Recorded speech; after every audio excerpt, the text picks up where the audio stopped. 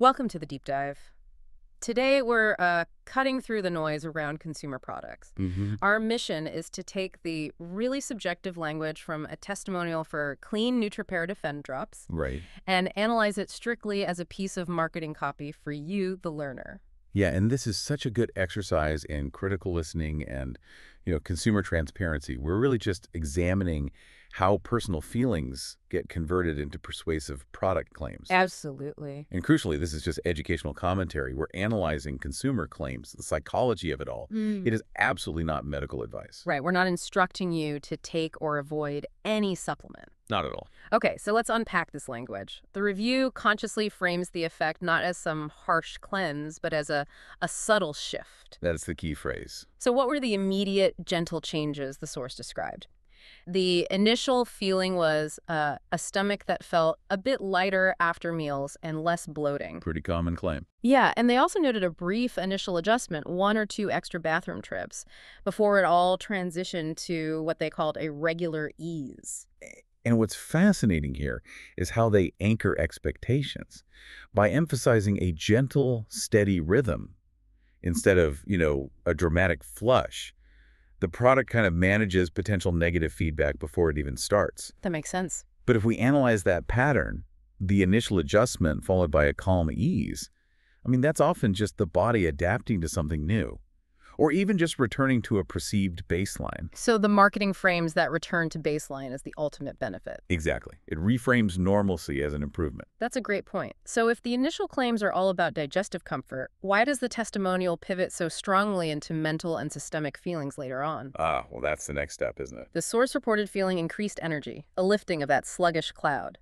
They even said they felt clearer not just in body but in mind, like the fog had lifted. And this is where we see a classic persuasive strategy. You could call it benefit stacking. Benefit stacking. Okay. They start with a specific sort of visceral claim digestion and then quickly leverage it into these much more aspirational outcomes: systemic well-being, mood, mental clarity. So it's a ladder of claims. It is. The source describes the feeling of the body uncluttering itself from the inside, which is it's powerful language. Uncluttering is an intuitive household metaphor that implies deep, effective action without needing any scientific explanation at all. And here's where it gets really strategic from a marketing perspective. Yeah. The reviewer appreciated that the product didn't demand weird diets or harsh routines. Of course. It's all about consistency and a simple daily ritual. Just a few drops in water or juice. Exactly. That low-effort component is absolutely essential for building consumer trust. It offers a solution that avoids the perceived failure that's often associated with really rigorous diets. Right. If it's easy, you're more likely to stick with it and believe it's working. And if you connect this to the bigger picture, the claims ultimately promise this state of quiet confidence and a more even mood.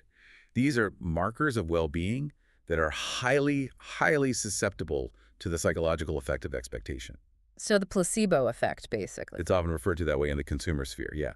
By engaging in a purposeful, consistent ritual, you are actively seeking a positive change and are therefore way more likely to perceive one. So what does this all mean for us? The source material frames this product as a quiet, dependable daily habit that transforms how you feel from the inside out. A gentle, internal reset. And the crucial insight for you to carry forward is just to understand the role of consumer transparency in all this. When you're evaluating claims like gentle lightness or calm rhythm, always look for external attribution. You mean like official sources or studies? Yeah, whether it's the NIH, the FDA, or peer-reviewed studies that can actually support the claimed mechanism of action rather than just relying on the power of anecdotal feeling. We analyze this purely as a set of marketing claims based on subjective experience. The power of framing a consistent, easy ritual as a dependable daily habit. It's clearly very influential on our perceived well-being. It is. Which brings us to a final provocative thought for you to take away. Let's hear it. Given that the feeling of quiet confidence and calm rhythm is so central to the appeal here, how much of that reported mental clarity is less about the supplement's specific ingredients and more about the psychological satisfaction gained from simply committing to and executing a simple, intentional daily self-care ritual, something to mull over as you move through your day?